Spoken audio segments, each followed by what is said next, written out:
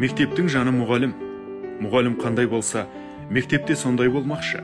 Яғни мұғалім білімді болса, ол мектептен балалар көбірек білім алып шықпақшы. Солай болған соң, ең әуелі мектепке керегі білімді, педагогика, методикадан хабардар, жақсы оқыта білетін мұғалім. Ұстаз болу өз уақытын аямау, өзгенің бақытын аялау. Құрметті көпбейінді Қазақ мектеп гимназиясының ұлағатты ұстаздары. Сіздерді кәсіби мерекелеріңізбен шын жүректен құттықтаймын. Еңбектеріңіздің жемісі, шәкірттеріңіздің жеңістері арқылы көрініс табар күндеріңіз көп болсын. Сізге бере бұл күнде бағамдайын, аяулы алақаны анамдайын. Ұстазым бір өзіңіз болған кезде, болашаққа мен неге алаңдайын.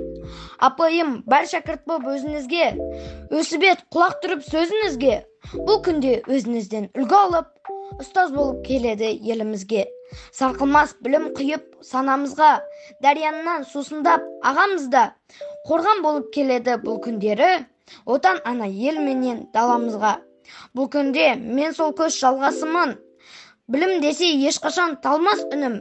Ағам мен апайымнан үлгі алар, тек қана үздіктердің арнасымын.